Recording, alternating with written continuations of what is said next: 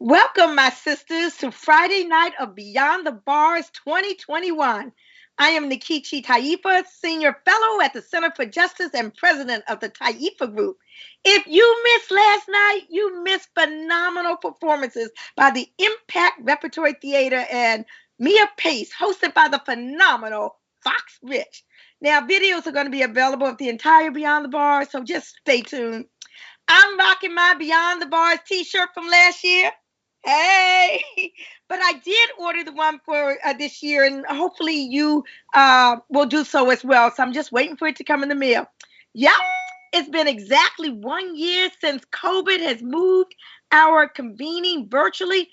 But despite COVID, we hope to create deep and thoughtful conversations about the many forms of violence that our society has experienced, to surface and examine the ways in which movements are pushing for community and public safety in ways that do not reinforce the carceral state. And we want to explore why abolition has become so prevalent in the conversations, in the strategies, and in the demands of the work of transforming approaches to safety and justice. In addition, we want to take time to honor and to celebrate the leadership of women impacted by incarceration, and the leadership of Black women, and all that we have and can learn from their work. And we're going to spend some time building and amplifying the work of grassroots organizing. So at this time, I'd like to welcome the movers and shakers of the Center for Justice. We are excited to hold Beyond the Bars 2021. We faced the challenges of creating a virtual conference, then of postponing the conference because of supporting the Graduate Students Workers Union at Columbia University, and then having to completely reorganize the days that it is being presented. But it's happening. The context of this year's Beyond the Bars is COVID-19, the murder of George Floyd, Breonna Taylor, and the murders of so many others from racism, the growing resistance, the defeat of Trump, and calls and actions in so many areas of life for a vision of a better society. Hi, this is Cheryl Wilkins here again, and I just wanted to thank you for joining us on this iconic evening where we celebrated Black women's leadership then and now. Just remember, this is the Beyond the Bars May 2021 takeover, the virtual edition. Continue to join us for the upcoming panel discussions. On Thursday, May 13th, there will be a panel discussion on uprooting violence. On Thursday, May 20th, there will be a panel discussion on abolition in 2021. On Thursday, May 27th, our final panel discussion, we will focus on visions and strategies for community safety. Stay with us now. Thank you.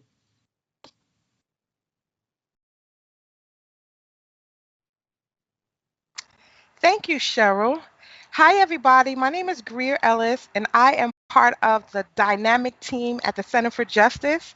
And I'm going to introduce Keva Mack, an amazing singer, performing Rise Up by Audra Day.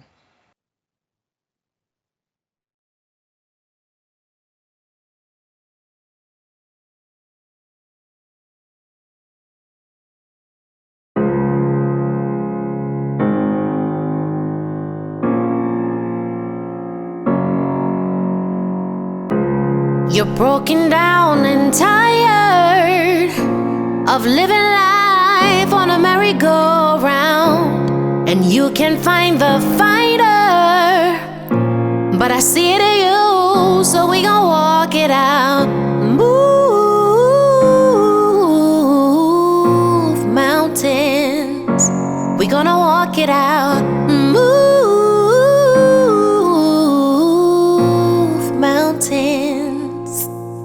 And I'll rise up, I'll rise like the day, I'll rise up, I'll rise unafraid, I'll rise up, and I'll do it 1,000 times again. And I'll rise up, high like the waves, I'll rise up, in spite of the ache, I'll rise up, and I'll do it 1,000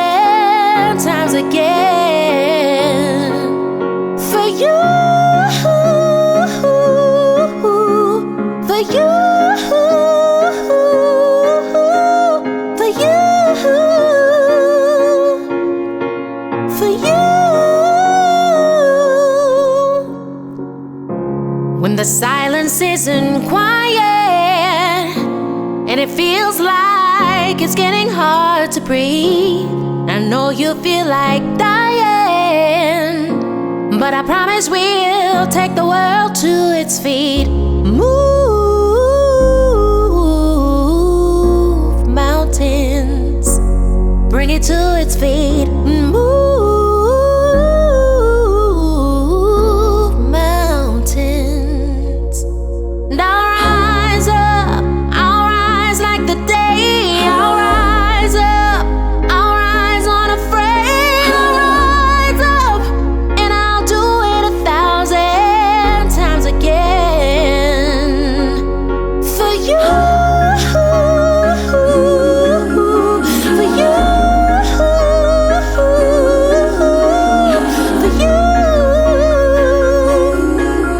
for you.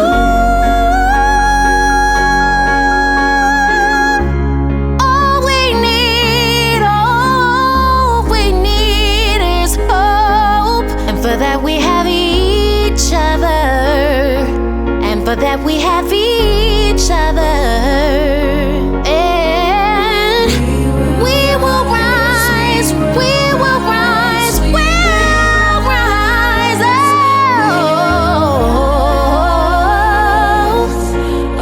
We'll rise. I'll rise up, rise like the day. I'll rise up, in spite of the ache. I'll rise 1,000 times again.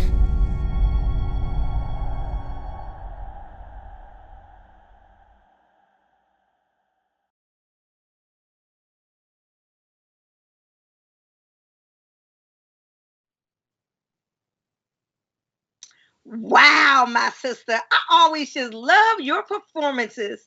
We're going to go now to our first panel honoring and celebrating the work of Black women and their grassroots organizing in Georgia. Yay! That made the 2020 Senate wins possible. Right on.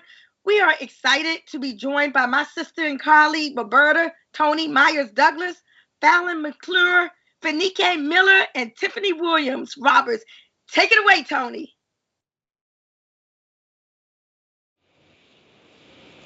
Good evening. I'm Roberta Meyers Douglas, and everyone calls me Tony. I'm the Director of State Strategy and Reentry at the Legal Action Center, a nonprofit organization that has been around for nearly 50 years and is based in New York, Washington, D.C., and Georgia, where I reside. We use legal and policy strategies to fight discrimination, build health equity, and restore opportunity for people with criminal records, substance use disorders, and HIV and AIDS. It is Women's History Month, and the National Women's History Alliance extended the annual theme for 2021 to be Valiant Women of the Vote, Refusing to be Silenced. I'm going to rephrase this to say Valiant Black Women of the Vote. We refuse to be silenced. This evening, I have the distinct pleasure of hosting this discussion with some amazingly fierce Black women from the state of Georgia, where the headline for New York Times read on December 3rd, 2020, Georgia was a big win for Democrats. Black women did the groundwork. There could be no real discussion about Black women in leadership without acknowledging the critical work of leaders from Black Voters Matter, Georgia Coalition for People's Agenda, New Georgia Project, Reform Georgia, Fair Fight, Georgia Working Families Party, and so many others. The Beyond the Bars Conference organizers wanted to celebrate, honor, and learn from the women who played a role in increasing voter engagement and fighting against voter suppression, all of which ultimately changed the destination of our country, gave hope, and put fear in the guardians of white supremacy. The Georgia vote during the presidential and senatorial races was the vote that moved our country into a new political reality. But the insurrection on January 6th became the focus of the news, and there was no space to adequately celebrate the fierce organizers, particularly the Black women leaders in Georgia who helped set our country back on course.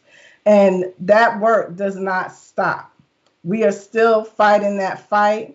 There are so many fights that we have to undertake. but we're prepared and ready to do the job. Now, I normally don't introduce panelists by sharing their full bios, but I want you all to know who you have sitting before you today. So you will hear much more than I would normally share. I will first introduce Fallon McClure, who is the organizing and elections director for the Georgia Working Families Party, where she oversees the organizing and electoral work across the state. During the runoff, she coordinated the field program with over 200 canvassers across the state who knocked on over 230,000 doors. Prior to working for Working Families Party, Fallon served as the senior and Georgia State Director of Spread the Vote Project ID. As state director, Fallon managed all of Georgia state operations, recruited and trained volunteers, managed grants and fundraising, and more. Building the Georgia operations from scratch, Fallon oversaw the creation of 10 chapters across the state of Georgia, recruitment of over 75 volunteers, and the procurement of over 400 IDs.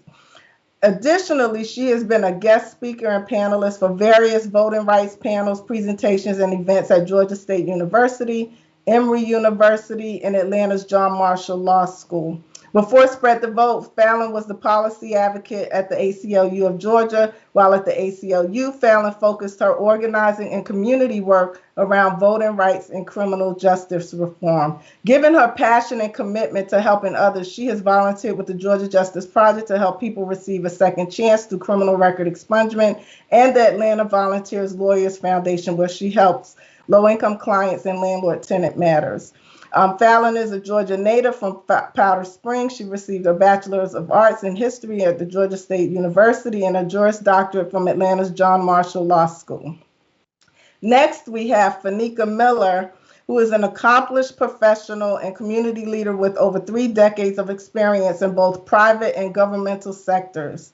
Introduced to the service at a young age, Fenika is actively involved in the community. She is an inspirational leader who is able to inspire action, builds coalitions of people from diverse backgrounds to implement positive social change. She believes in the opportunities that belong to all of us, that when equipped with the right skills, each of us possesses the ability to lead change. Her advocacy centers on economic stability, educational opportunity, and access to health care and housing. In 2012, she founded a nonprofit service organization committed to raising civic and policy awareness among women, girls, and community stakeholders, as well as to encourage diverse voices in decision-making positions. Her vision is to live in a state and community where every woman and girl has the opportunity to lead, succeed, govern, and prosper in every area of their lives. Respected as a credible voice in the community, Fenika earns a seat at the table wherever she serves. Yes, she does. Fenika holds an MBA from Wesleyan College and a bachelor's degree in political science from the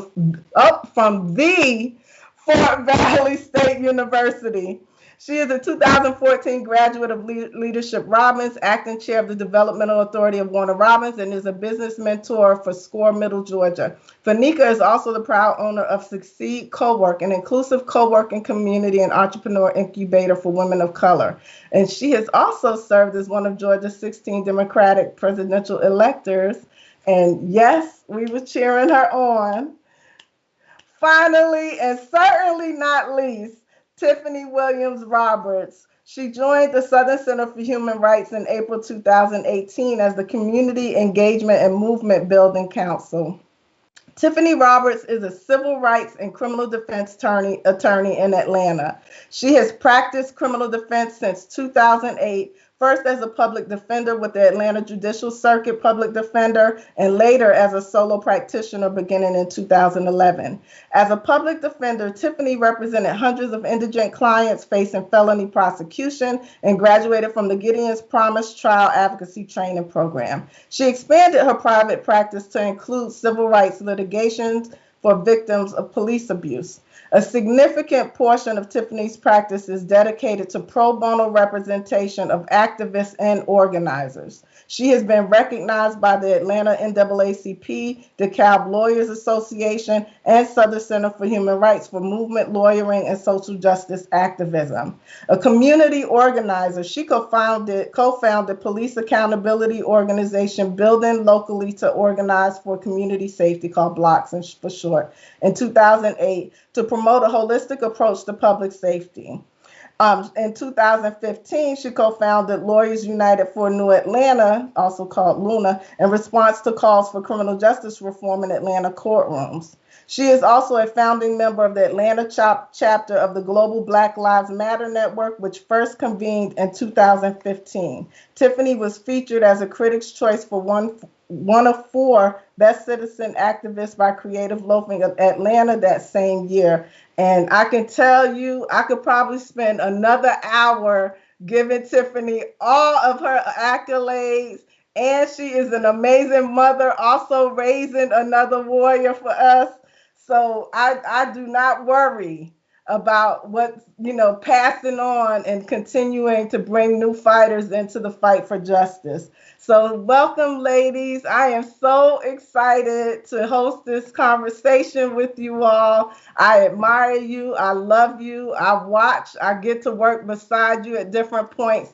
And I'm so excited that people get to hear from you about the great work that you're doing in Georgia that impacts our nation going forward. So we're going to start with talking about the November 2020 elections and Senate runoff.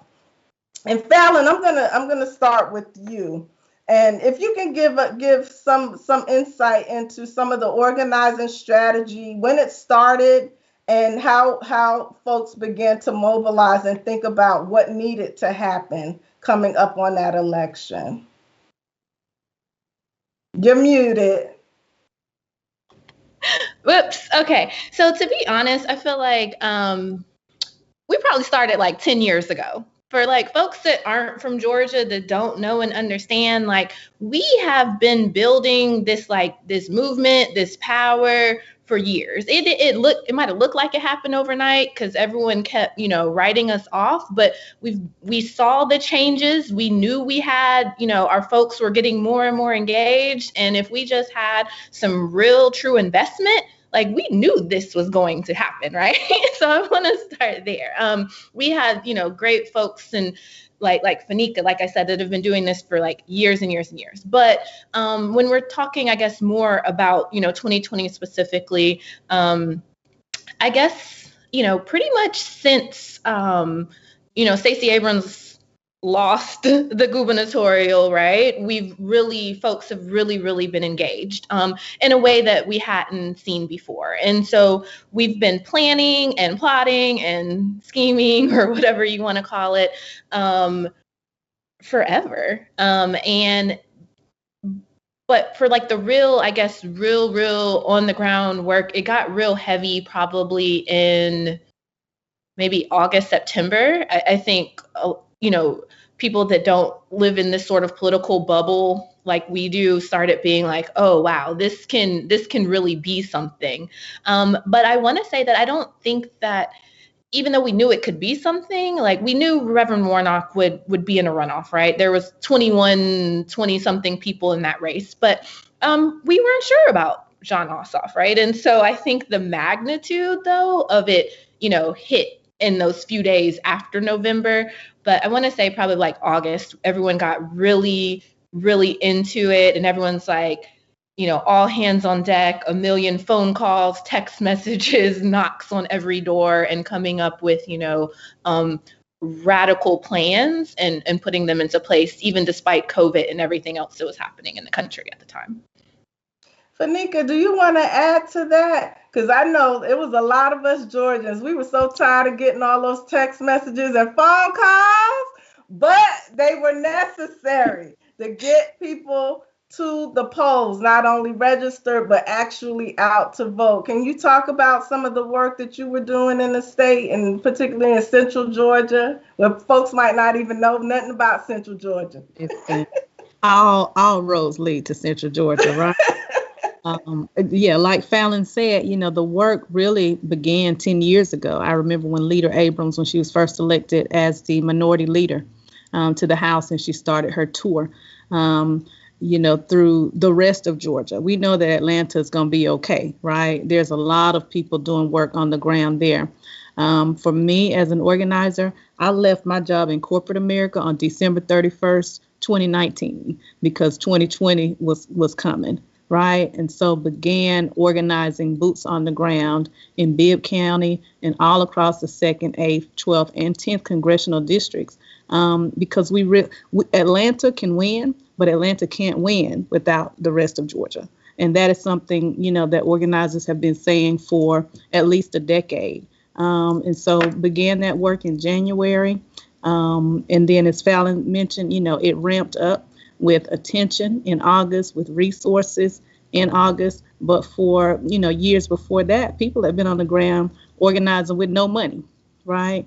And you can't flip a whole state blue with no coins, right? It's hard to mobilize people with no money. And again, doing that work with full-time job and being out on the street, that is the life of most people who are in this space.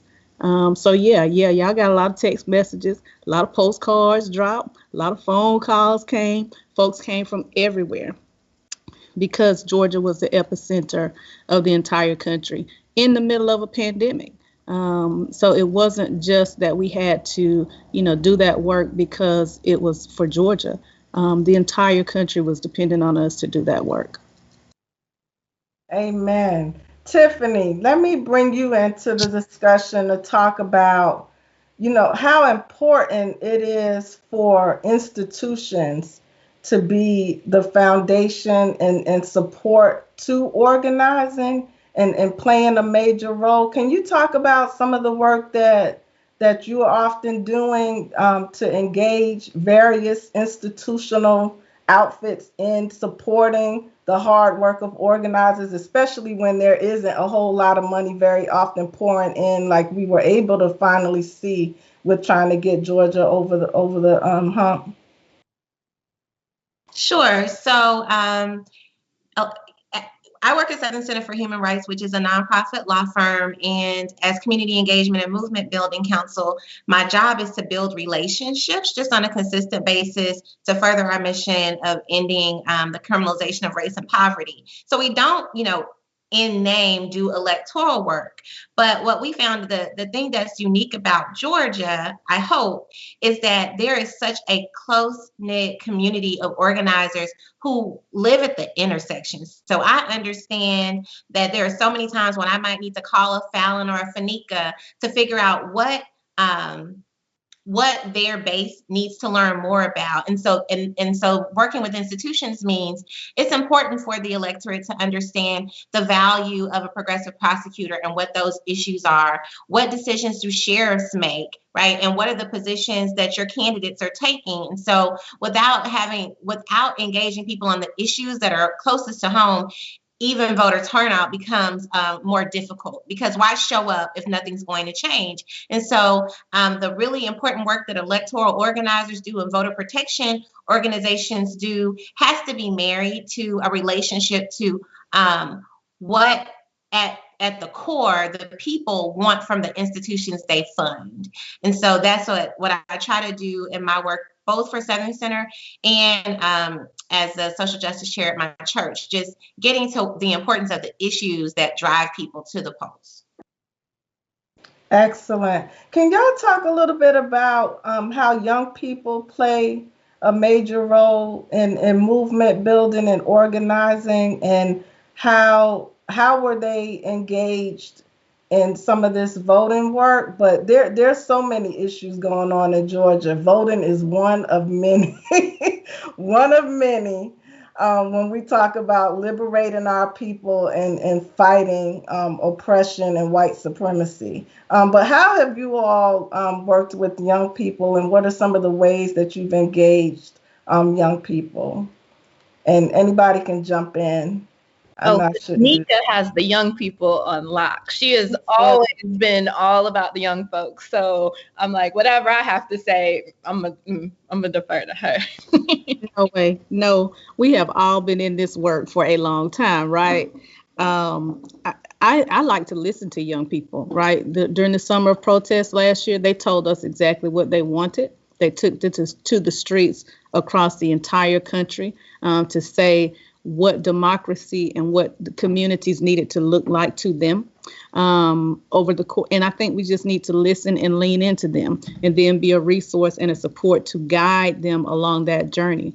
One of the successes of the civil rights movement is that young people were leading that movement, but they also had the training. They were equipped with the tools and the skills and the know-how to handle any and every situation that would have come their way. And that's some of the work that we've been able to do, is putting young girls, particularly, in the room with their elected officials, putting them in spaces where decisions are being made, where policies are being shaped, and equipping them with the skills to really advocate for themselves. And we have to do that same thing in an electoral space as well, right? We can no longer just have, my age group, 46 mid age organizers doing this work. We have to really be intentional about building a bench, right? Be intentional about recruiting young people. Be intentional about bringing them into what shaping the community landscape looks like. They know what they need. We just need to be in a space to listen and to guide them and to support them in that work.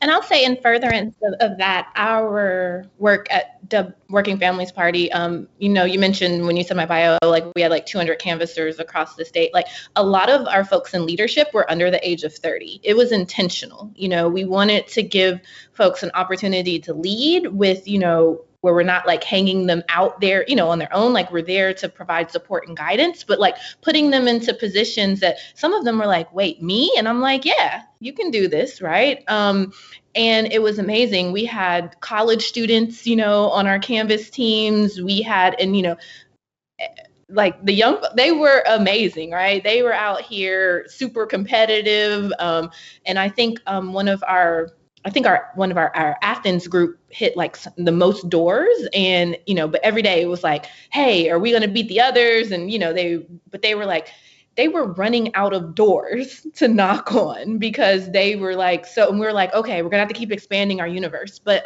it was really awesome. And I'm also thankful I'm like in a unique position that I have a daughter that turned 18 last year. She'll be turning 19 this year and is a freshman in college. And so and she was actually one of our canvassers as well, but being able to like hear her and her roommate's perspective and how, they saw the world. And I was just like, wow, I was definitely not that engaged at that age, but these young folks are coming with it and they are smart and they are reaching folks in a way that, ways that we never thought of. Like I still can't figure out Snapchat and I barely can do TikTok, but they are reaching the masses in a way and getting information out. And it's just really awesome to see. It's so amazing. And Tiffany, just 1 second. When Fallon, you just hit a nerve. When I talk to my daughter, every time I learn about some new application to organize your life and connect and share and all of that, and the fact that they come with all this eagerness to learn more, share more, be more efficient in anything that they do, like for us to just ignore that, we can't do it. So it is so true that we have to build the bench and look to leaders. They're leaders already. Tiffany, I want you to jump in on that. You're muted. I kept tapping it, but it wouldn't. Okay, so I have destroyed my computer. I was going to say the pervasiveness of this electoral work in this last season. I've seen so many young people be brought into this work, and as Fallon said, it comes so naturally to them. And even thinking about things the New Georgia Project did, like the gaming on Twitch and gaming vans and trucks and thinking of ways to bring people into electoral spaces where the subject matter wasn't in and of itself electoral. That was so powerful. And I looked up one day and found out my little cousin, I saw a fundraiser and I saw my friends like New Georgia Project and others on a flyer. And then my cousin sent it to me, and it turns out he was a recent graduate of Georgia State, and he and his friends started an organization called Peaches to the Polls, and they were doing like skate nights. And so I'm thinking, this is someone that I talk to all of the time, had no idea that he was in electoral work, because what these organizers have done is they've managed to reach people in the creative spaces, in financial sectors, young business leaders, college students, working young adults. Like, it seems like everyone was in on it at some level. And we at Southern Center co-founded a coalition called Just Georgia after the killing of Ahmaud Arbery. And we have a fellowship program called the Garrison Fellows. And it's a way for young people in high school and college to get trained on basic organizing around criminal legal reform. But we were able to bring NSAY in from New Georgia Project to do a one hour teach-in on using social media for social change. And then those students had a relationship with NGP moving forward. NGP is one of our partner organizations within the coalition. So again, like stressing to them that intersectionality and how it's important that they show up and vote, but also signaling to them that they are the leaders, and that we care about how, not only how they feel about the subject matter, but how they feel about the approach. And what we saw at the polls, the polling station that we did line warming for at my church, most of the voters at that precinct day of were young families and young people with like really fresh sneakers and a whole bunch of energy. And that was so comforting, right? It felt like a family moment. So I just wanted to throw that in. So what were some of the other collaborations? Did we leave out anybody in terms of collaborators and alliances that were necessary with engaging folks? Tiffany just ran a great list. But are there others that may have been missed? Because we're using this as a teachable moment to other communities across the country. Can you all think of anybody that's missing that we haven't talked about that participated in this process? For us at Black Voters Matter, we can never leave out our partners. We have footprint in 75 counties across the state and over 130 partners. So we really invest in and support local infrastructure to do the work. And, that helps us to remain consistent, because power building requires that we invest 365 days a year. And we always say the hard work starts the day after an election. So when you are consistent and when you are embedded in communities, that you're not just swooping in during an election cycle, that gives you one, credibility, and lends authenticity to how you engage in the work. So we have to give a shout out to our partners. We can have all the ideas, all the money, all the resources, but if we don't have people to execute, and if we haven't built relationships in those communities and then help to build the capacity of local infrastructure to build community, then all of it is for nothing. You just have to keep doing the same thing cycle after cycle after cycle. And I think there's just so many partners, like how Fenika just mentioned, like they have 130. There are so many local groups on the ground in every county, every city that have been, doing this work for years and years and years, everything from like the Newtown Florist Club in Gainesville to like Southwest Georgia Project and Macintosh Seed. And, we could go on and on. So I feel like we can't really name them because we will forget someone. And I don't want somebody to be like, how did you forget? And I'm like, so we have amazing folks all across the state.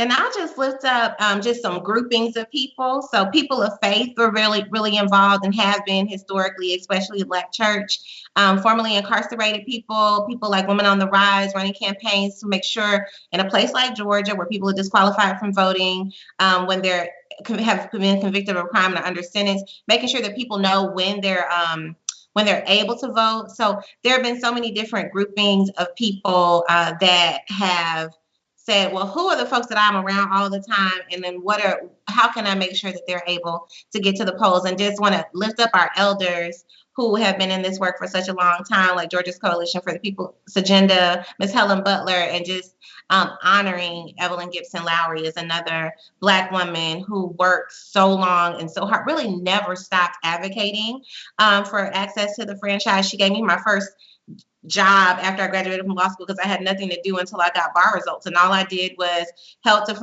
her to nail down registration dates for nursing homes across Atlanta. But that work was quiet, like thankless work that was necessary and laid the groundwork for what came later. That's right. That's right. So let's switch gears. We have about 12 minutes left. And I want us to talk about, it goes so fast. I could talk to y'all all day.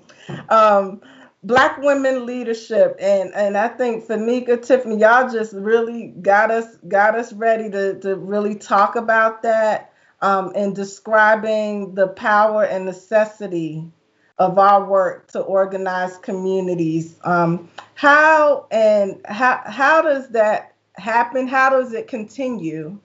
And how do we now engage folks to hold elected officials accountable? Because Fenika, you said it best. The work starts after we get folks in place. And how do we continue that work and engage folks? And how important is that?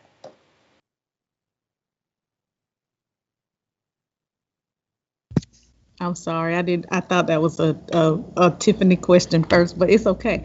I think it goes back to, remaining embedded in communities, right? I think you and I, Tony, we'd known each other for years, but really had an opportunity to interact when we convened Black Women and Girls Advocacy Day at the state capitol to really center the issues, the very distinct issues of 1.5 million Black women and girls across the state of Georgia, and to really bring those issues into the room, to marry subject matter experts with our girls and with adult women in that conversation from across the state to say, my needs in a Randolph County and my needs in a coastal Georgia County or my needs in middle Georgia, they may have overlap, but they're very distinct things that are affecting us in these communities, and we need to be intentional.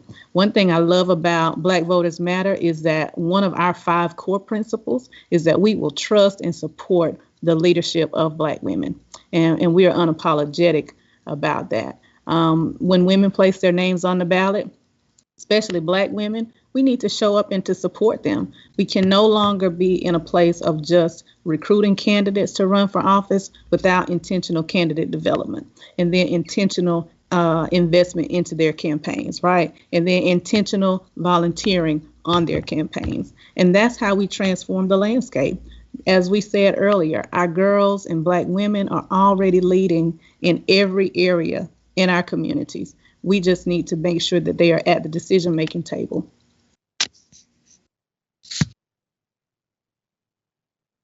How do we break the mold? Because for too long and for too often, the struggle has landed on the backs of Black women.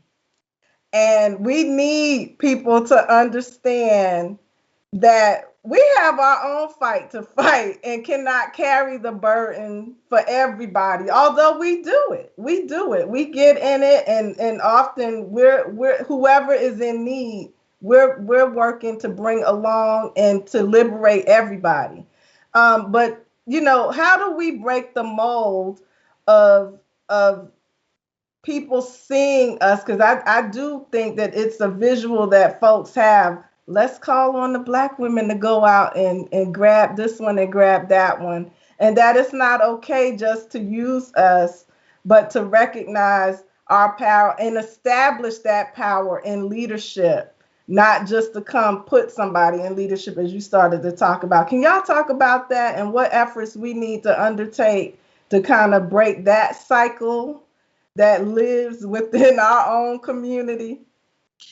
I'll start. I think one important thing is something we have started to do, which is like to combat erasure. Because I think so often, and it's not to say that recognition is the driving force behind the work that Black women do. However, as long as we allow Black women to be erased from the story, the longer people will treat us like we are always just a supportive role, and that our vision isn't critical or has not always been critical to the liberation of our people. And finding partners like Cliff from Black Voters Matter, like James Woodall from Georgia NAACP, find partners of all genders who understand what equity looks like and understands that we're their partners and not their subordinates. I think that as long as we're like the custodians of our community, we're the ones raising families. For the most part, people need to understand that we are closest to many of the problems, but we are good listeners. And so I think that so much of this is erasure being like a non-starter when it comes to telling our own story and engaging in work. The time of like the charismatic male leader who eclipses all others has gone, and people have to accept that. And we have to also like show up as our full selves in every space and be willing to take up space. Sometimes the way that we're socialized, and it is, defense mechanisms and, our parents and stuff trying to protect us, but we have to break out of those, right? And so this idea that, we need to code switch, or we need to, our hair needs to be straight, or we need to, you know what I'm saying? I think we have to also make sure we step up and we're bold and we're like, whether, I have locks or curls, or even if I do want to straighten my hair, right? Like these are all like choices and not things that we feel like we have to do. And for me, this was like very personal, like when I was practicing and in the courtroom, because I wanted to make sure, even if it doesn't seem like that big of a deal, but I want to make sure that the next Black woman that comes after me, that's, a solicitor or defense attorney or whatever, they stop asking her, what is she there for, right? So when she walks in the courtroom, they recognize me as the attorney and not, even though I'm in a suit with a briefcase and all of this, right? But like we need like this whole like defining like what we should look like or what we should sound like and et cetera. It's like, so so for me, it was just like, you know what? I'm not going to code switch anymore. It seems simple. It seems like a really small thing, but I'm just like, you know what? I'm going to be who I am in whatever space. And if that rubs people wrong, then so be it. Yep. I think it's all in the narrative, right? So how we shift the narrative about what Black women, all the varied ways and all the things that we represent, right? And all the images of who we are. One thing that I love about youth engagement and development is that I get to listen and hear and learn from Black girls. And they have said, we can show up as a new Black girl every day, right? And I can still command a room. I can still stand in my power. I can still lead. I can still operate in a spirit of excellence. It does not matter if my hair is straight or if I have locks or if I, pop my curls or forget to untwist the side of my hair before I get on camera, right? I'm still here, right? My life, my very existence means something, and my voice means something. It is strong. I deserve to be here, and to not shrink from that. Thank you. We need to close it out on that very note. I so appreciate having this conversation with you all. I wish it was longer. Like I feel like we opened the Pandora's box on a number of issues about us that need to be explored and talked about much more, to encourage more women, more girls to be involved, to harness their power, and to be a part of the change and being the change that we want to see in this world. And so I want to thank each of you for participating in this discussion. And I know people will be excited to hear about you and probably will reach out to you to learn more about your expertise and your work in communities. And we have 3 minutes. If you have any final thoughts that you want to put out, please do so. Tiffany, I'll start with you. So I'll just say now is the time that we push Black elected officials and candidates to understand that we are not going to support them simply because they are Black, that their politic has to be one that empowers Black people. Places like the city of Atlanta are moving backwards when it comes to things like criminal legal reform and blunting the impact of poverty on its population. And so this is a moment where we pivot and we do what New Georgia Project and Black Voters Matter have taught us to do, which is demand more from our folks. Fenika? Listen, I had to snap with Tiffany. That's really it, right? All skin folk ain't kinfolk. And sometimes the people that are at these decision-making tables don't need to be there. And so how we help our people and how we guide them to lean into their power, to learn, how to strengthen their advocacy and their capacity to lead change in their communities, even when it is an unpopular decision, even when it is an unpopular push to move Black representation out of positions that are not moving the needle in our communities. That's bold, right? That's how you build power. That is accountability. That no matter which political party you're in, no matter what color you are, no matter your gender, your demographic, if you are not directly impacting the needs of the people in your communities while you are at these decision-making tables, then you have to go. You can no longer serve us in that capacity. Amen. Fallon, any last words? I'll just say there's no off years, right? There's always work to be done in the community. We shouldn't show up in communities just asking for folks vote, but not working on whatever issues are also going on. And most times those,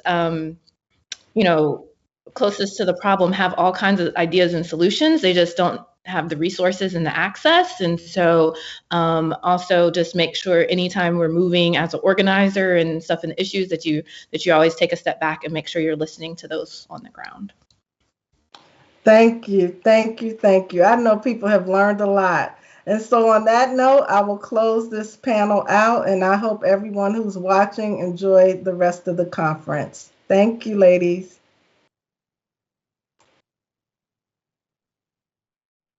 Wasn't that panel awesome? Let's now welcome a performance from Meah Pace. Meah Pace is a renowned singer, a songwriter, an activist, and a beloved fixture on the New York City soul scene. She's also a part of the Resistance Revival Chorus, a collective of more than 60 women and non-binary singers who join together to breathe joy. To breathe joy and song into the resistance and to uplift and to center women's voices. She'll be performing Rich Man's House. Let's welcome Meah with a virtual applause. Hi everyone, I'm Meah Pace, and thank you so much for having me. This song I'd like to share with you is called Rich Man's House. It's a traditional labor movement song by Ann Feeney, and it also happens to be the very first song that the Resistance Revival Chorus sang together in our flash mob on Times Square in 2017. Went down to the rich man's house and I took back what he stole from me. Took it back. Took back my dignity. Took it back. Took back my humanity. Well, I went down to the rich man's house and I took back what they stole from me. Took it back. Took back my dignity. Took it back. Took back my humanity. Now he's under my feet, under my feet, under my feet, under my feet. Ain't gonna let the system walk all over me. Went to the NRA, well I went down to the NRA and I took back what they stole from me. Took it back. Took it back. Humanity. Well, I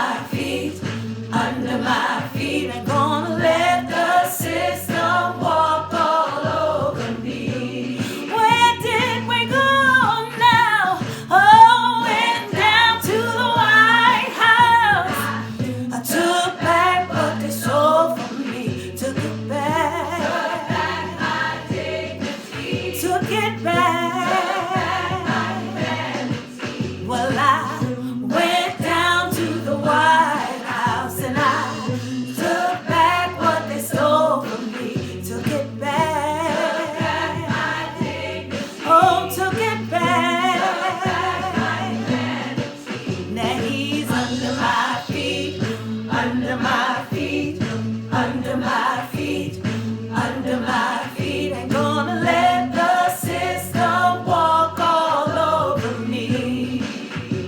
No, no, no, he's under my feet, under my feet, under my feet, under my feet. Ain't gonna let the system walk all over me.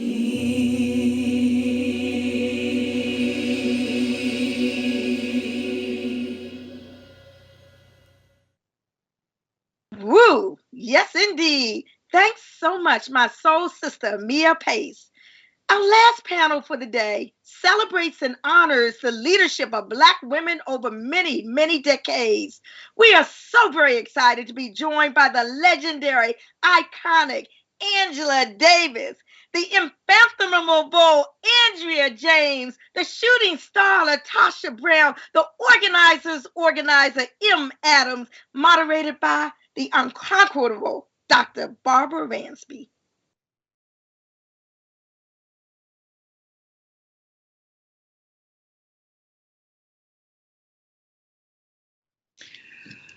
I'm so excited to moderate this panel at the 2021 Beyond the Bars conference. I mean, we can't be together in person, but we are together virtually. And this is a fabulous panel, a very strong, exciting panel. And I'm really happy to be with you today for this conversation. I'm going to start off by introducing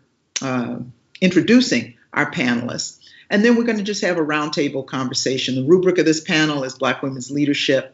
Black women's leadership and resistance. That's a big topic, but we have people who themselves have thought about, talked about, written about, and been in the forefront of struggle and resistance. So it'll be a very rich conversation. The first person I'm going to introduce is Andrea James. Andrea James is a lawyer, is founder and executive director of the National Council for Incarcerated and Formerly Incarcerated Women and Girls, founder of Families for Justice and Healing, and author of Upper Bunkies Unite and Other Thoughts on the Politics of Mass Incarceration. She is a 2015 Soros Justice Fellow and recipient of a 2016 Robert F. Kennedy Human Rights Award, and we are very happy to have her with us. Then I'm going to introduce M. Adams. M. Adams is a community organizer and co-executive director of Freedom, Inc. M's father has been incarcerated most of her life, and she comes from a community that has been the extreme targets of police violence. In March 2016, M's mother transitioned after fighting cancer and many forms of violence. M is also a parent and sees her family as a primary motivator for her work. As a queer Black person, M has developed and advocated for strong intersectional approaches in many different movement venues. She's also one of the leaders of the Movement for Black Lives and co-author of Forward from Ferguson, a paper on Black community control over the police, and author of Why Killing Unarmed Black Folks is a Queer Issue. And then we have LaTosha Brown. LaTosha Brown is co-founder of Black Voters Matter, Black Voters Matter Fund, and Black Voters Matter Capacity Building Institute. These are initiatives that are designed to boost Black voter registration and turnout, as well as increase power in marginalized, predominantly Black communities. LaTosha is the visionary founder and co-anchor of a regional network called the Southern Black Girls and Women's Consortium. It is a 10-year initiative to invest in organizations that serve Black women and girls, and the goal is to create a new approach to philanthropy by allowing every component of the program, inception to execution, to be created by Black girls and women in the South. And last, but of course not least, is Angela Y. Davis. Angela is a longtime political activist, radical scholar, and author, and feminist abolitionist. She is the author of a number of powerful and influential books: Women, Race, and Class, Are Prisons Obsolete?, Freedom is a Constant Struggle, and Blues Legacy and Black Feminisms. She is a distinguished professor emerita at the University of California, Santa Cruz, and her intellectual reach has touched and engaged movements from the US, Brazil, South Africa, to Palestine. So that is our lineup, and I'm gonna not go in the order that I introduce people, but I'm gonna start with Angela Davis. You know, the topic of this panel is a broad one about Black women's leadership. So, without essentializing Black women, and since it's Women's History Month, not Black Women's History Month, is it? No. But I want to ask you to offer us a little bit of a history lesson based on your own activism and scholarship. What are some of the stories and names we should remember and acknowledge as in thinking about thinking about and celebrating Black women's leadership? What are some of your thoughts, Angela? That's an open-ended question. You've written about Black women cultural workers. You've been a part of the movement for many years in many different places on the planet. Are there names that you want to hold up or lessons from Black women's struggles that you want to start us off with? Well, first of all, thank you so much, Barbara. It's really an honor to be on this call with you and with Andrea and LaTosha and M. What can I say? Don't ask me to name names because an hour, which is the time allotted for the panel, would not be enough to name all of the names I would want to suggest. But I guess I can say that I feel drawn towards Black women whose left politics also mean that they aren't usually in the public spotlight. As you know, Barbara, large numbers of women have only begun to learn about Ella Baker, precisely because she has inspired so much of the contemporary attitudes, so many of the contemporary attitudes toward leadership, especially within Black Lives Matter. And thanks to your book, she has become available to ever larger numbers of people.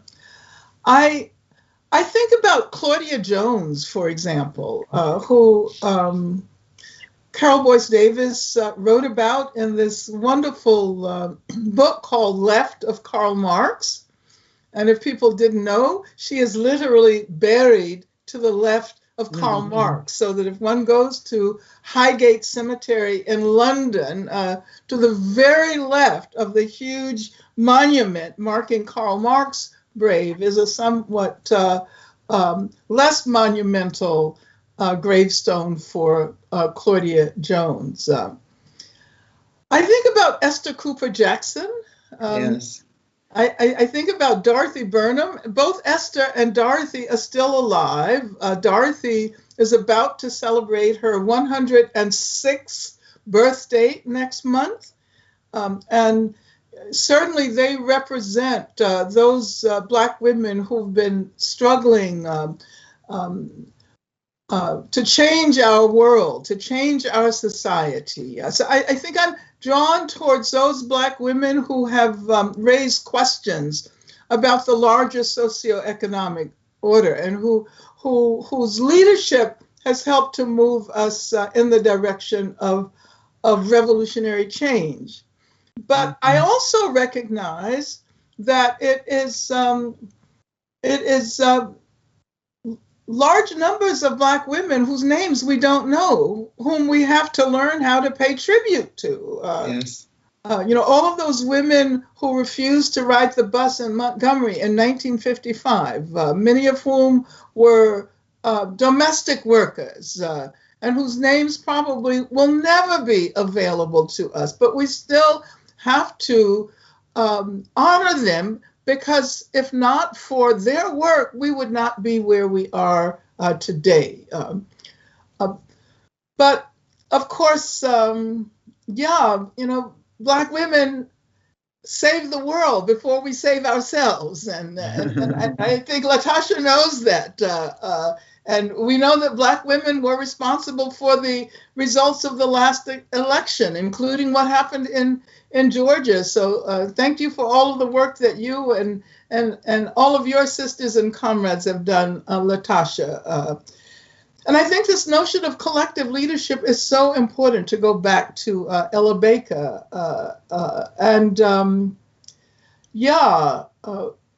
I would also say that we have to learn how to stretch and expand our vision, and to think about women from other contexts, other national contexts, as we imagine a world in the future where the nation state does not confine us in the way that it does today. But I'm thinking about, for example, Marielle Franco in Brazil, whose assassination we just observed yesterday. Yesterday was third anniversary. The third anniversary, March 14th. And I know this is going to be, this is being recorded for a later broadcast. Thank you for holding up all those names. I was just on a conversation, and we were reminded about Marielle Franco and, of course, Dorothy Burnham. Dorothy Burnham, about to turn 106. I mean, it speaks well, fight the good fight and live a long life, right? Exactly. Indeed. And your own longevity in the struggle, Angela. I think being on the right side of history for all these years is something that inspires us every day. LaTosha, Angela mentioned you and the work in Georgia. You're throwing down. And I heard a video by you with you in it, talking about the struggle in Georgia in this latest electoral struggle. And you put it in a broader context. You said we were standing up to fascism. And I thought that was pretty powerful. Say a little bit, we've talked a little bit about history. Talk a little bit about this current moment and the role of Black women's leadership, particularly around electoral justice. Well, the first thing I did right was the day I started to fight. Keep your eyes on the prize and hold on, hold on, hold on, hold on. Keep your eyes on the prize and hold on, hold on. I always start with, I wish I could do that. See, that's just powerful.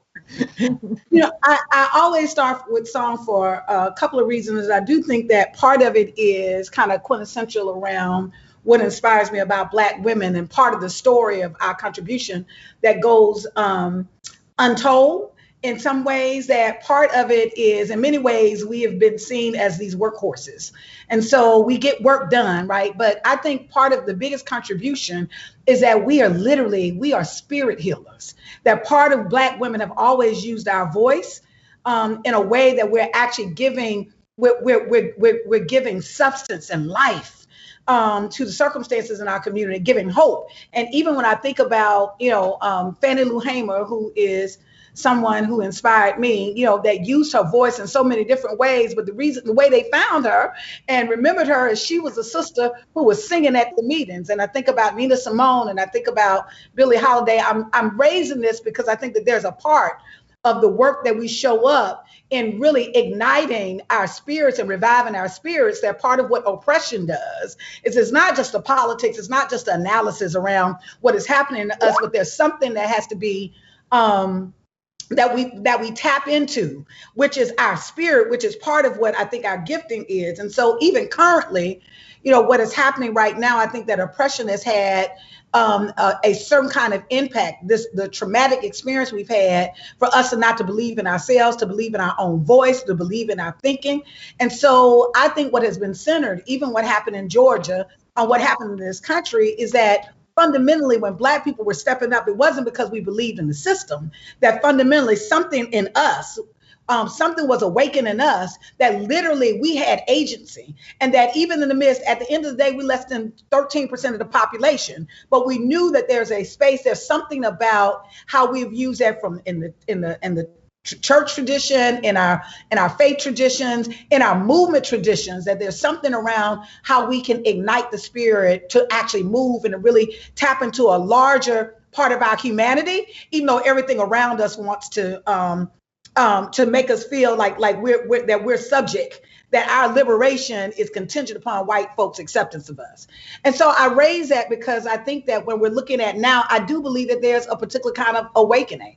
I do think that there's a certain kind of posture right now that, while it looks like even what we're experiencing in Georgia right now, with currently around, anytime there's been black progress, there's been white backlash, right? The problem is, one of their challenges is they always do three things. One, they always underestimate black folk and the spirit of black folks and the spirit of resistance in our community. The second thing is, I think that it's always the same book. It's you can almost, it's like we knew this was coming, right? We knew that was coming, unfortunately. And third, I think that those who refuse to evolve will meet the way of the dinosaur. And so at the end of the day, there is an evolution, I think, of thought. There's an evolution of how people connect to humanity. There's an evolution of how people even think about gender, gender and identity and race. Mm-hmm. And so in the context of all of that, while on one hand, it looks like, okay, we're having the same thing that's happening with Jim Crow, I think the response, it's not that I think the system is changing or America is changing. I think that there's a certain level of there's a certain awakenness that is happening throughout our communities and throughout the world, quite frankly. I remember once upon a time that even writing grants, we couldn't say black people in grants. We would have to say people of color if we were doing a program. And so there are some shifts that are happening right now in this moment. And so what I think this moment is, there's an opportunity that transformation is happening. That at the end of the day, that there is, I don't think that we're seeing the level, the rise of Trumpism and of the racism. It's not because they're winning. It's actually because they're losing and they know it. And so I think what we're seeing on the institution level, I think what we're seeing even in the expanding of analysis of everything is being questioned. I mean, it's a good thing, right? And so I do believe that there's a particular window of opportunity right now that people are being politicized. Some of it is out of, pain can politicize you and open up a space. Trauma can do that. And also there's when we think of last year from the George Floyd uprisings, every single state in this country had an uprising when we look at the identity of who were on the front lines. And so, as I interpret this moment, I think this is a moment for us to really I think that there's a reordering around and a realignment of how we think about these systems. And part of it is, I think, happening because of the organizing and the Black Lives Matter movement. But I think part of it is we're seeing the fragility of democracy. We're starting to see the cracks in this system that people on a large scale, that we haven't seen, that COVID actually brought the opportunity open for that. I think that's right. I think the historical moment, and Angela's talked about this too in other contexts, of the conjuncture of crises create a vulnerability. What looks like strength is actually desperation and weakness of kind of growing right-wing movement. But, both you and Angela have talked about Black women's leadership, but you really are talking about a particular kind of Black women's leadership, a progressive Black women's leadership, a radical Black women's leadership. And I want to turn to M now, because M, within the movement spaces I share with M, has always pushed us for this kind of what I think of as radical inclusivity. So because there are conservative Black women, actually, there are, sort of mainstream corporate Black women, there are all kind of Black women, but we're talking about a spirit of resistance and politics that many Black women embrace, but it's the politics that we really want to zero in. Why is it important, in terms of really also mistakes that movements have made in the past, for this kind of radical inclusivity and really having our eye on, a trans and queer Black folks in our community, and talking about the politics of Black feminism? Mm-hmm. I'm always excited to talk about Black feminisms. So thanks for the question. So my introduction to Black feminisms was about deepening and widening the we of Black people. So that's actually how I enter into thinking about what Black feminisms can do for us. And so, perhaps in a very simple way to put it, it was about understanding all the different ways that these systems of oppression, so white supremacy, gendered racial capitalism, cis heteropatriarchy, ableism, all the things are acting together as combined forces that order the world. And in ordering the world, all Black genders are sites of hyper exploitation. So notice I said all Black genders. So feminisms is not synonymous with only caring about women, though certainly women are centered, women and girls, queer, trans, intersex folks. But feminisms is about my feminisms, radical Black, queer, trans feminisms, is about the undoing of all those things that I just named. And to that point, everyone should seriously take up the work of studying, being part of, practicing, and living Black radical trans feminisms. And who wouldn't benefit from reproductive justice, the end of capitalism, ... a whole host of other things. So why must our Black feminisms be radical? And in particular, why must it center trans and gender nonconforming folks? So the first point, which is probably the moral and the ethical point that people always point to, which is that trans people exist, gender nonconforming people exist, I exist, here I am, and our lives too matter. So absolutely we should care about the morality of what's happening to Black trans women, Black gender nonconforming folks, the intense violence and repression and proximity to death that we are constantly experiencing because of the way the world is ordered. Mm-hmm. And so I think that should be enough to take to the streets. But if it is not, here is scientifically why, as serious radicals, and I take it up or believe that everyone who's joining this is serious about change and transformation. So as serious radicals, why we must undertake this as a politic scientifically is for a couple of reasons. So one, not only will we be able to gather more folks or center more folks in our work and our movements, continuing with Black feminist traditions, but also we would have a more comprehensive way of understanding the thing that we are up against. Mm-hmm. So understanding and having a Black trans politics means that you understand cis heteropatriarchy as a system, and you understand the complex or nuanced ways in which we should begin to think about repression, oppression based on assigned sex as opposed to gender, as opposed to gender identity, so on and so forth. It gives us a more robust and a more dynamic way of understanding the thing that we're against. Mm-hmm. Simultaneously, by doing that, it then gives us important offerings about what it is that we can imagine and build to be different.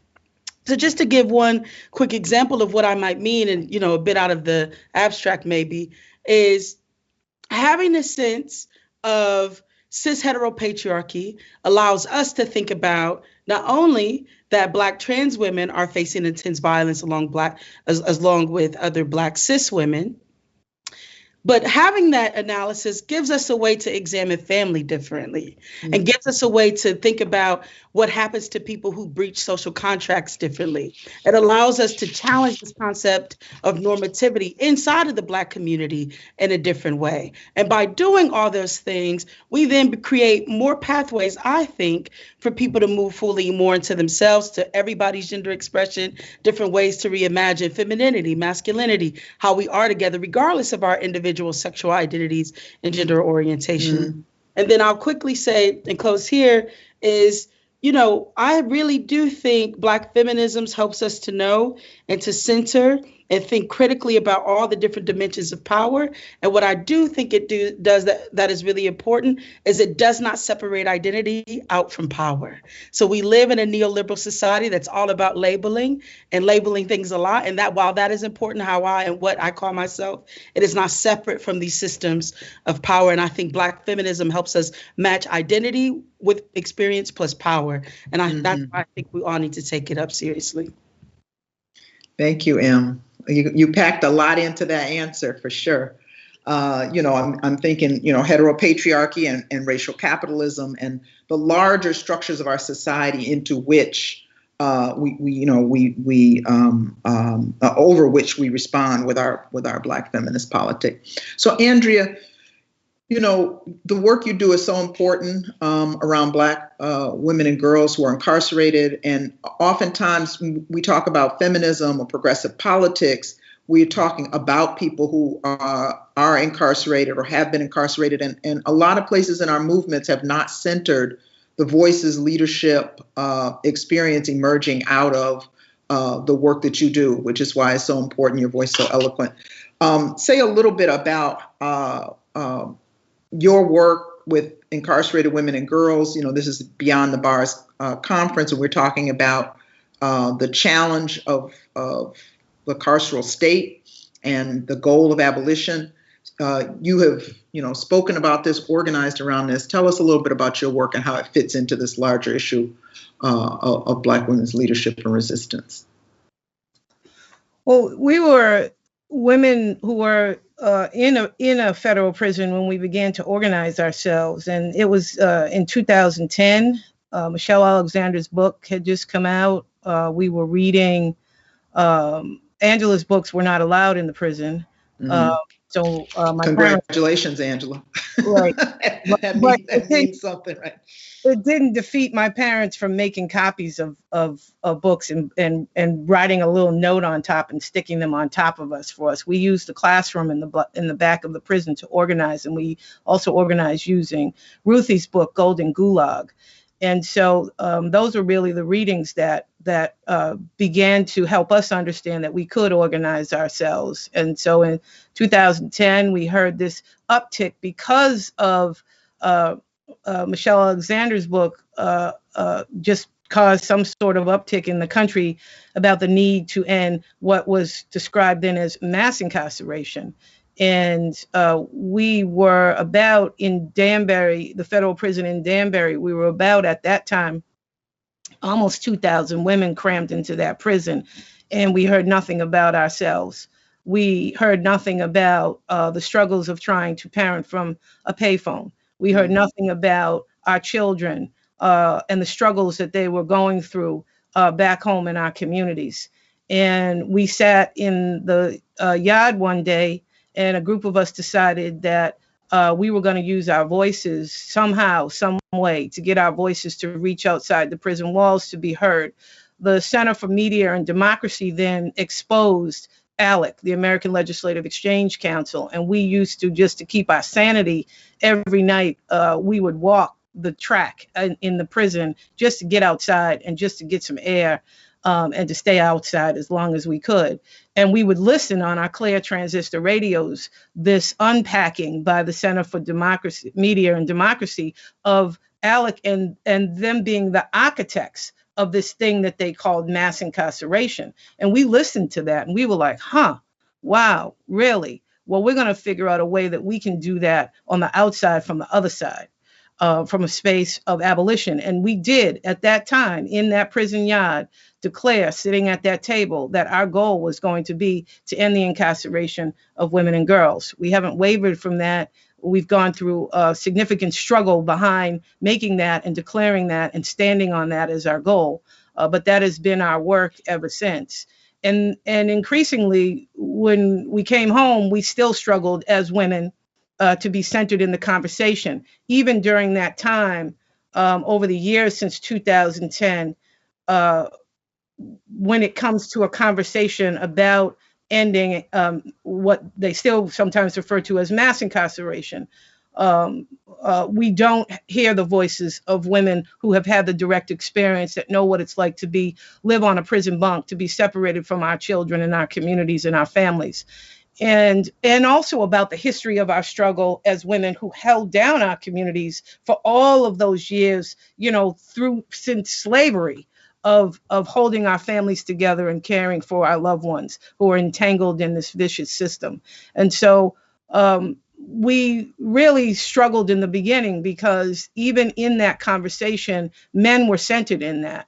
And we fought to create a platform for women, trans, gender nonconforming, family who are in this movement space with us as abolitionists, to have a platform where we could be heard in these spaces. I'm talking about in church basements. I'm talking about in the conferences and in the gatherings and in the convenings in the communities, and at places like Beyond the Bars, to actually have and not be afraid to have a gender specific analysis to this work, and to come into this space carrying that and not being timid about it.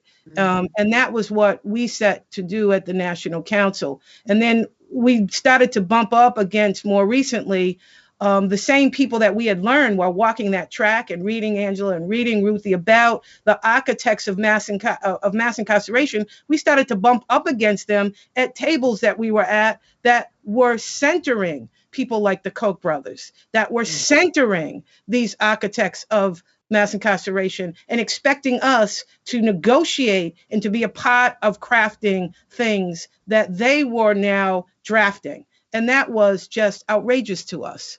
That was just something that we could not do. And so we were very determined to make sure that we focused on following the guidelines of abolitionist principles. And we also decided that, yes, we did create a platform for our sisterhood, our family, to come out and to have their voices heard as directly affected people.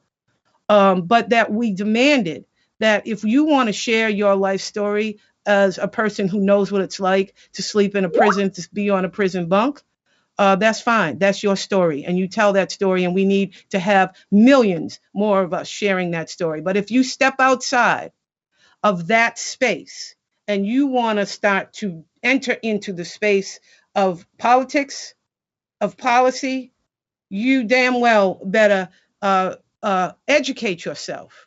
Get into some study struggle sessions, read, understand whose water you're carrying, because in creating a platform, we also created a platform for a number of Black women who weren't politicized, who didn't understand the historical and political context of what got us to where we are today. And it became a problem. And so we're in that space now of recognizing the importance of study, of understanding the history of this work, and of learning from all of the people who are on this screen with me today that I am so honored to be having this discussion with about abolition and the framework that we must demand that our people do this work through. Mm-hmm. Thank you so much for that. We're talking about Black women's leadership. Let me just also advertise this. I'm not going to be the mediator, because I think maybe you all might want to follow up on each other's points and questions. So, don't see me as a regulator. I'm not going to be that. I'm just a facilitator. So, but I did see a nice segue to, back to Angela for a minute in terms of this idea of abolitionist feminism, right? Rumor has it you are working on a fabulous book with some other abolitionist feminists. But, Andrea is reminding us of the need for that political analysis. We're talking about Black women's leadership and so forth. But there is a kind of brand of feminism, if you will, carceral feminism, bourgeois feminism, different types of feminism that have a certain vision for women's progress that is deeply steeped in those systems Em was talking about. But Angela's work, and I think, your practice, but certainly this book as well, points to a particular approach to abolitionist work that's feminist, and a particular approach to feminism that's abolitionist. Can you say a little bit about it? You're muted.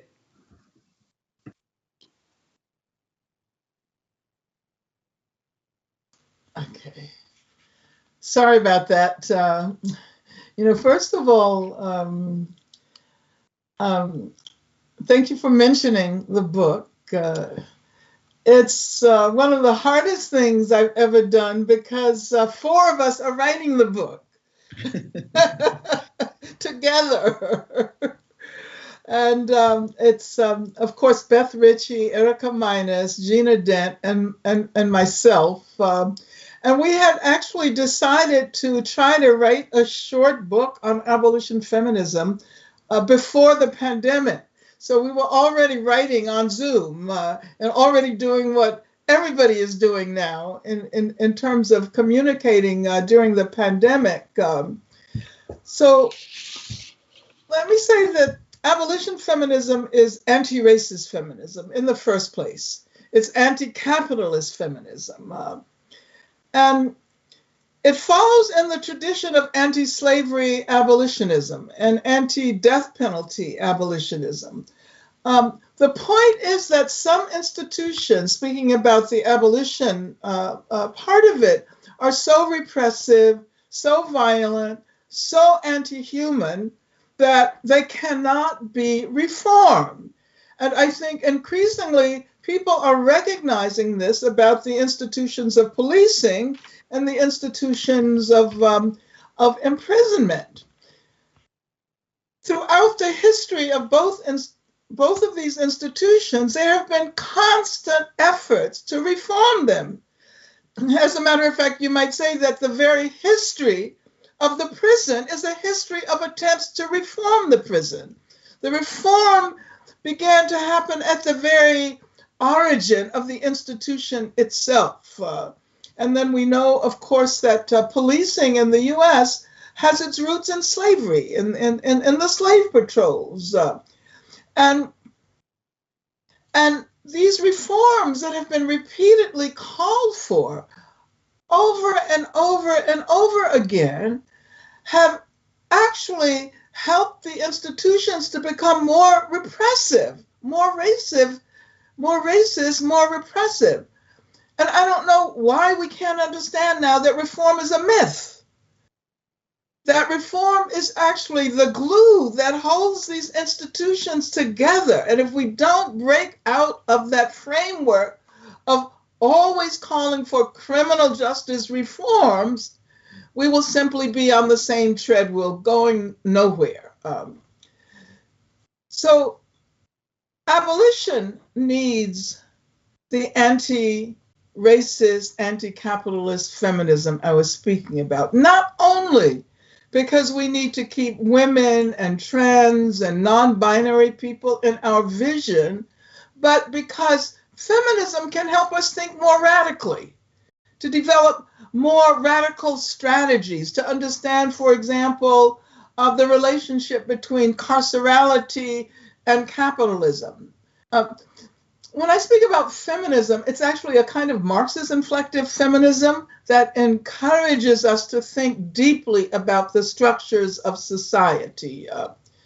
And it's a capacious feminism, a feminism that desires not simply to liberate women and non-binary people, but to liberate working class people, to liberate poor people, people of color, all genders. So we started to write this book because we feel that abolition needs feminism. And actually in moments of crisis, such as the one we're experiencing now, there's a tendency to become narrower, to think about racism in the older terms, to think about racism largely in connection with the impact that it has on men. And we need the breadth, we need the depth that of the anti-racist, anti-capitalist feminism offers us in order to have this broader perspective. We don't want an abolition that's influenced by hetero-patriarchal ideas, and we don't want a carceral feminism. So it seems to me that what we need is what we've decided to call abolition feminism, because it reminds us that we need revolution.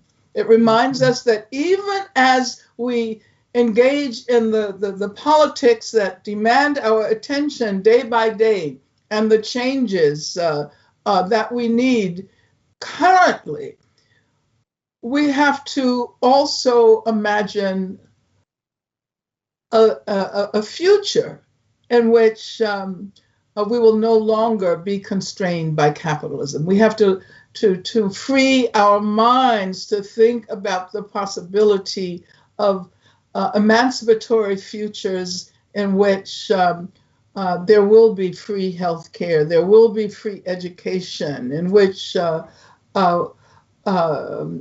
the prison does not have to serve as the place to deposit those who have been rendered a part of the surplus populations that capitalism creates.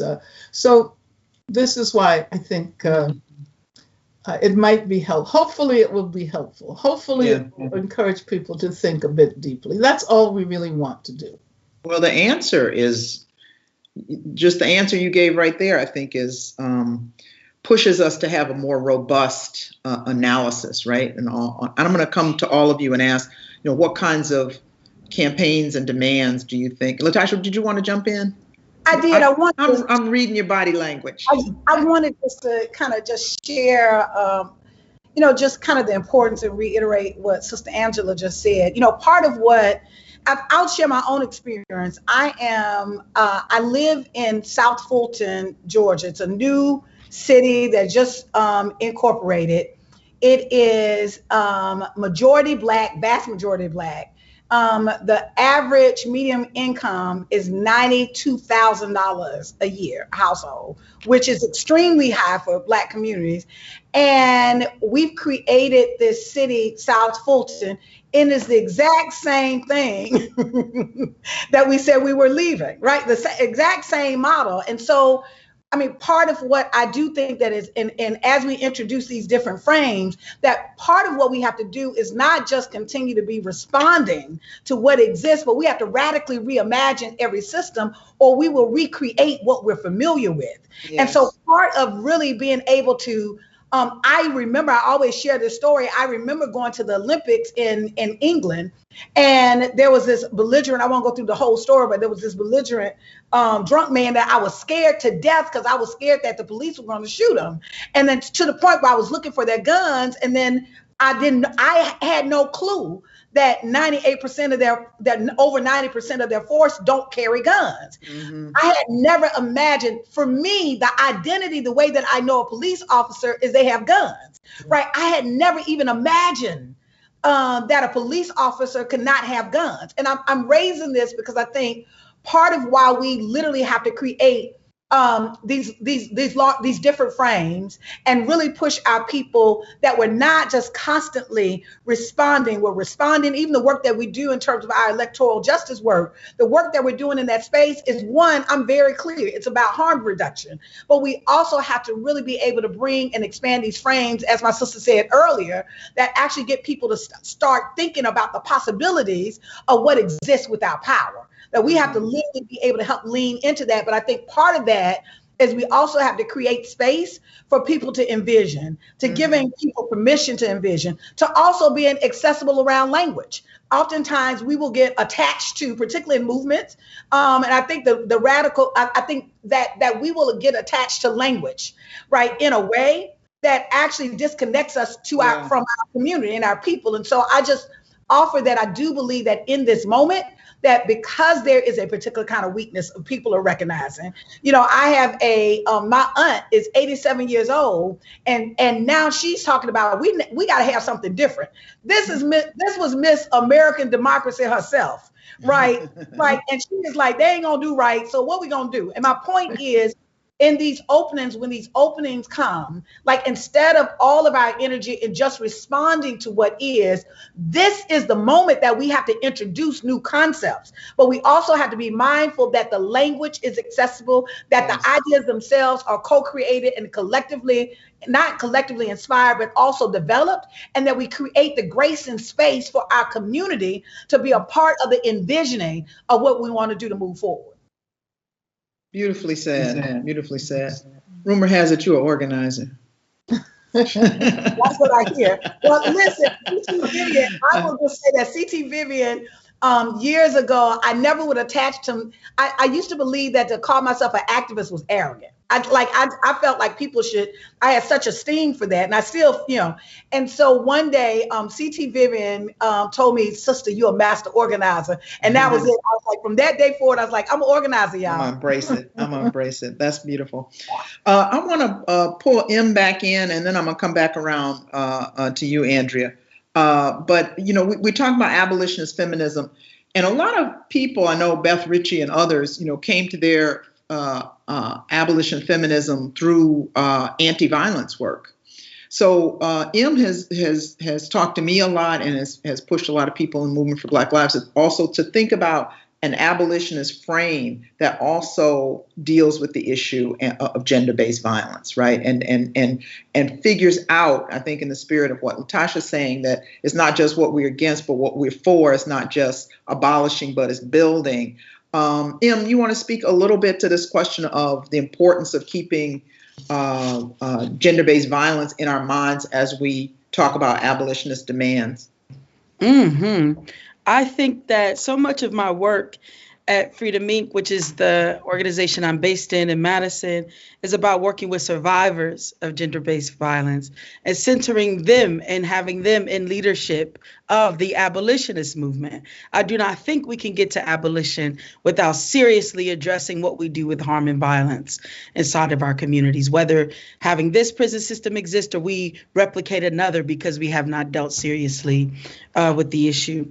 And part of that work, one of the things that we do is we do reframe how we even talk about it. So we've been really using, instead of using the term gender-based violence, we've been saying patriarchal violence, right? Because when people hear gender-based violence, they think about women, and then somehow something happens where they think it's about what a woman didn't do, should have done, could have done, would, ought to be different. But we want to point to what the problem is, and the problem is patriarchy. Mm-hmm. And so using that frame of patriarchal violence, we then can talk about all the things that are expressions of patriarchal violence, including prisons. And so it is embedded in our framework for how we say and what we even think of what the issue is, and that's patriarchal violence inside of prisons and violence inside of our relationships, so on and so forth.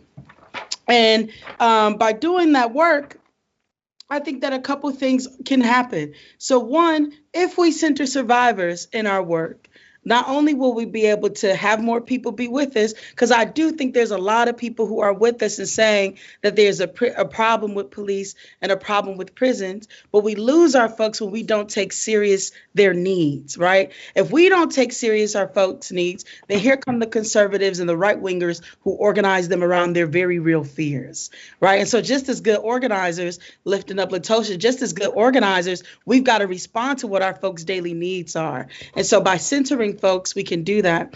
The other thing that I think is possible, or what needs to happen, and I know this as a survivor, is if we do not make the links, right, we end up doing something that could criminalize a survivor. So also in our work, we see the amount of women, queer, trans folks who end up getting locked up for trying to survive the type of patriarchal violence that they're experiencing.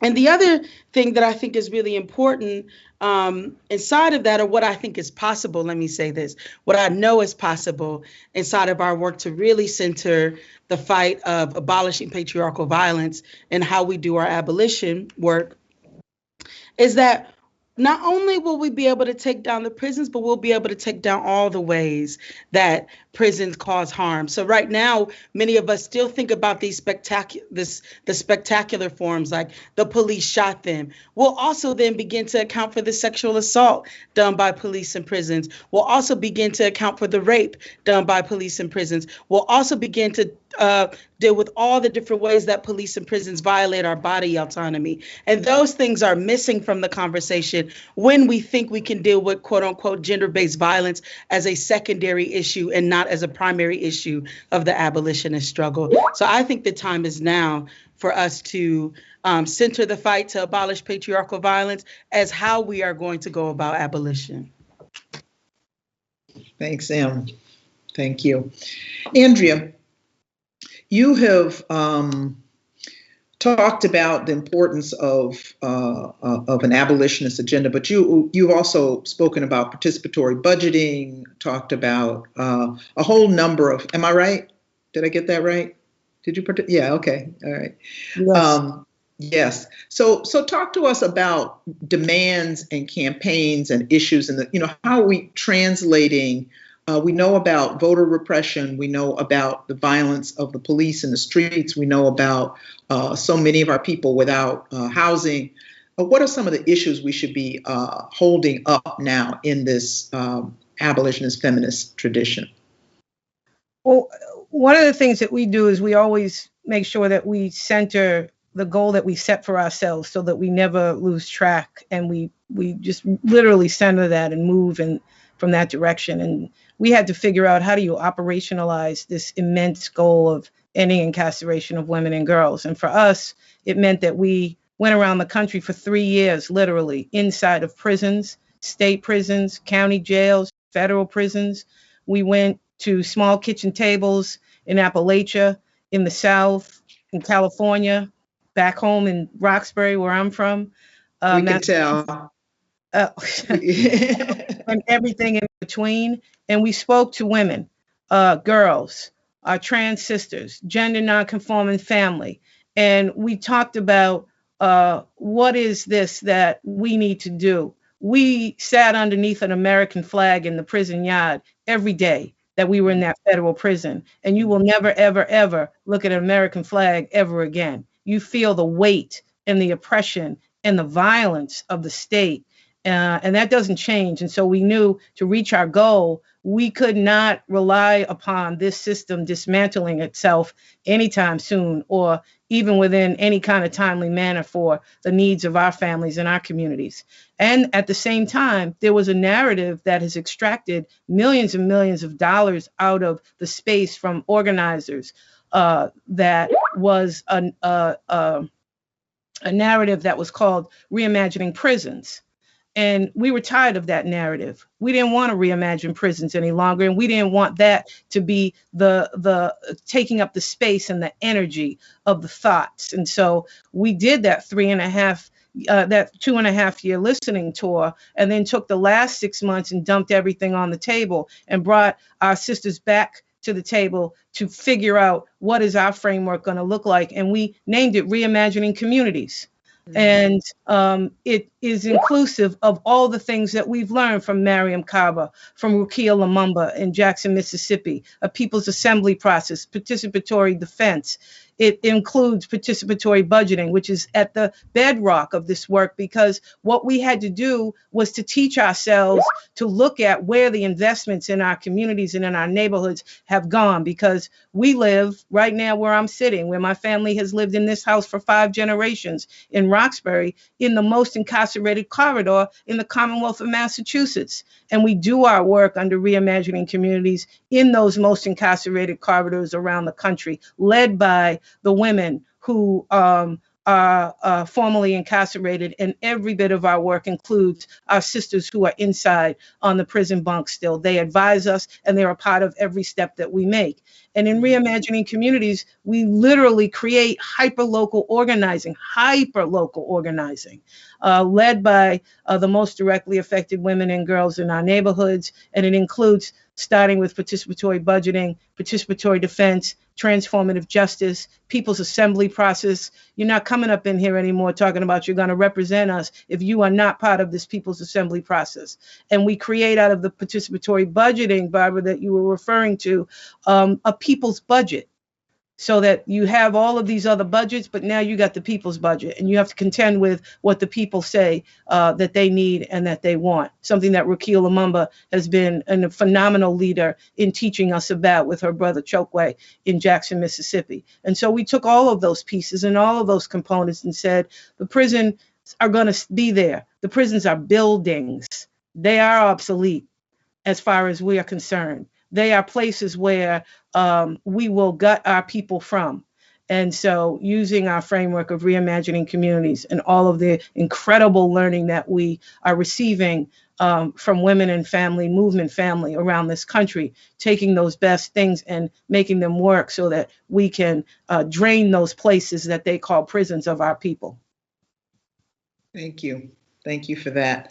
You know, all of what we're talking about really is using abolition as a lens to talk about a whole set of problems, not only systems, right, you know, but solutions. And you're alluding to that and talking about participatory budgeting and other things. I want to ask each one of you, M, you've been involved in Movement for Black Lives, Breathe Act, and LaTosha's doing some amazing organizing. Angela always thinks on the meta level about these questions as well as a practical campaign. So I want to ask you all, what are you optimistic about, and what do we need to be building at the same time that we are talking about dismantling prisons and the carceral state. What should we be building? What should we be demanding? What should we be creating? Not just demanding, but creating at the same time. So I don't know who wants to take that one on. If you also want to build off of anything that's been said, we're winding down the last few minutes or so, but I want to get these last little nuggets of brilliance from you all. LaTosha, my dear, I see a comment coming. I think part of our approach, even while I was thinking about the work, when we were just talking about the work of Rukia, we actually that's an intersection of a lot of the work that we're doing. She's on our board. We're actually replicating that and supporting that kind of work. And so part of what I think we have to do is, in many ways, I think that it's a response to capitalism and this nonprofit industrial complex that we have allowed this to be the single issue. Black folk, like, when have we had the luxury of just like being single issue? Like, the bottom line is there's something about approaching this as we're building the ecosystem out, that there's all of these connections. And so I think part of our work now is really to be able to connect our movements. That gives me hope. I'm seeing that in ways now. That I'm seeing where even in the work that we've been doing in the electoral space, it's not like just civic engagement groups. We're working with abolitionist groups. We're working with groups that are doing work around environmental justice and climate. And so my point is, I think that part of our approach is to not get caught up. And I do think philanthropy is the fault. Is the call created that created kind of this frame that if you want to get resources, you need to have one issue and focus on that issue and go hyper local in that particular issue.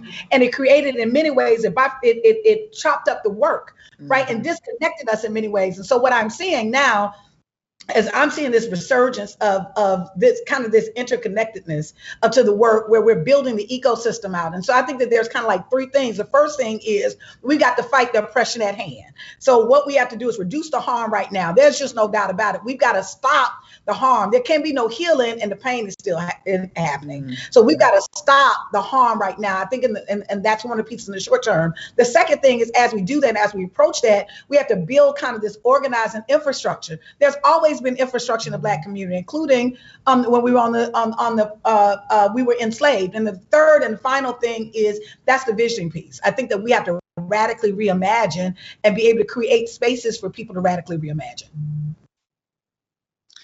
Great. Yeah. Okay. All true. M. Adams, and then I'm going to go to Andrea, and then we'll end on Angela. But did you want to get in, Angela? Oh. No, it's all right. Okay. I'll go with the, what are you? Okay. All right. M, Andrea, and Angela. So, and in the beginning, when you were introducing me, Barbara, you talked about how my father I'm 35, he's been incarcerated for roughly 30 years. What is possible is his freedom. And y'all, my father is sitting in my kitchen right now. He was recently released from incarceration in December. And I am so clear that that was not possible without movement. That was not possible without decades of people making the issues known, fighting, divesting, defunding, abolition, and building the world that we want. And so that is what's possible, is that families could have a chance to be back together. He has a chance to be free. And so it is not, it's real, right? Like, I get to have my pops, you know what I mean? Like, that's really all I can say. And I think that that is what's possible when we fight the fight. And so I just want to shout out the movement. And I think not only can this be a reality for me, but it can be a reality for so many more, that we can have a chance of having our family back in a very just sort of blanket and serious way. Thank you for sharing that with us. And I'm sure he's so proud of the work that you do. So I'm so happy for you. Andrea. Well, I want welcome home, M's dad. We're just calling Pops. Welcome home, Pops. Really, I'll just briefly state, as LaTosha said, we have to build these infrastructures, lots of infrastructures, lots and lots. And for us at the National Council, we built the reimagining communities. And then we said, okay, we have this infrastructure, and we challenged ourselves. We stepped out. We created direct cash disbursements that is money that is not controlled by government entities, not controlled by governors and mayors. We did it. We created a fund for those direct cash disbursements for our sisterhood who have come home, who are struggling to feed their children, particularly during this pandemic. And so we put those kind of structures together, direct cash disbursement. We put together what does it look like to actually create an alternative to calling the police. That sounds easy. That is incredibly challenging. But you have to just take one step forward and say, okay, we're going to start with 5 people in the neighborhood who said they were interested in being a part of a project. We learned about pods. Miriam taught us about pods. So we said, okay, who's your pod? We literally are in this process of taking this opportunity of creating an infrastructure that was created by women in and outside of prisons, and one step at a time, whether it's direct cash disbursements, whether it's transformative justice, whether it's healing circles, whether it's a call line that is separate from 911, whatever that is, to every day. Whether it's a farmer's market, we just created a hydroponic farm here in Roxbury. Wow. To feed the mamas and their babies who have, formerly incarcerated. We're the last hired and we were the first fired because of this pandemic. And so we just wanted to say, we got a framework every single day, take one step to say, how are we going to create something and see how that begins to form. Thank you for that. Wow. Angela Davis, you want to give us the last word, my friend? I don't know about the last word, but I want to say also I celebrate Pops. Give him our love, and I want to say that this panel makes me realize how optimistic I am.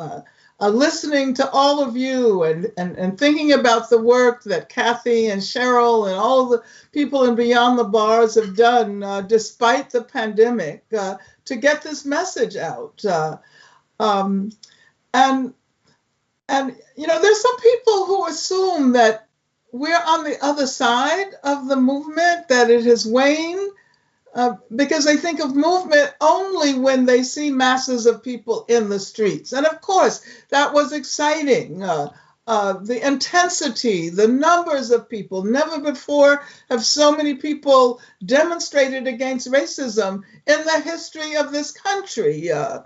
Even though we know that the majority of white people voted for the wrong person during the last election. But anyway, that'll change. I'm convinced that will change. And now, of course, is the time to begin doing the work within institutions. And I'm excited because I see all kinds of institutions hard at work, some of them because they know that is what is expected of them, and they engage in what young people call performative activism.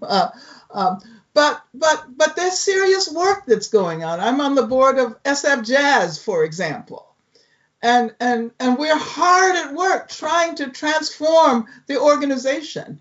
And it seems to me that what happens during this period of relative quiet is going to demonstrate the value of this moment, of this particular conjuncture.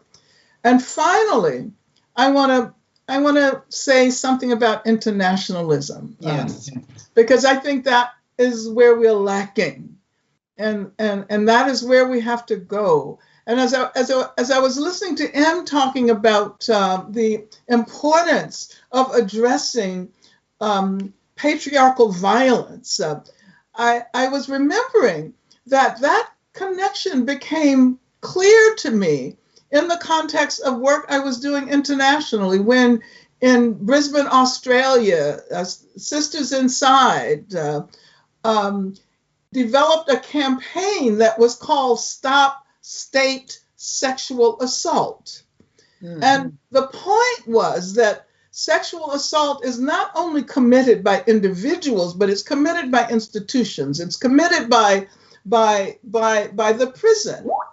And one of the most obvious ways is the strip searching and internal cavity searching that happens as a matter of course.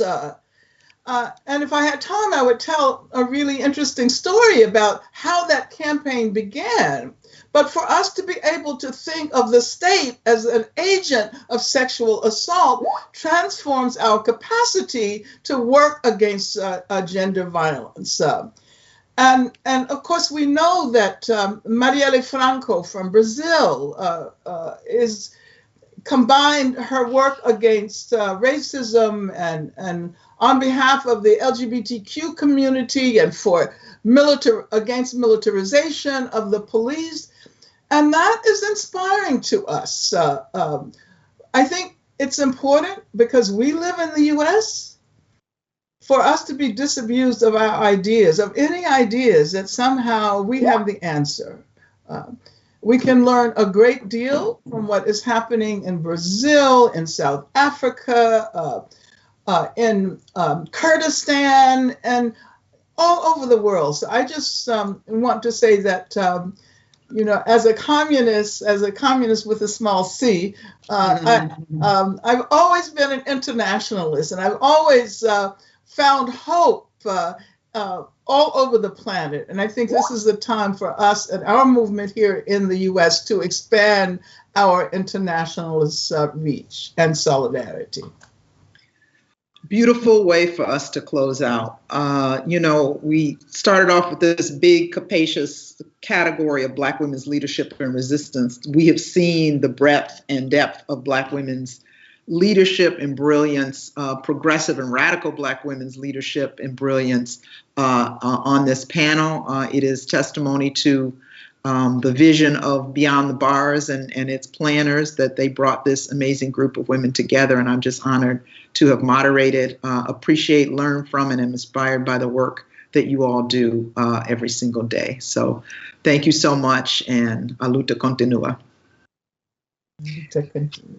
Organizing Committee and the Center for Justice, I'd like to thank everyone for joining us this Friday.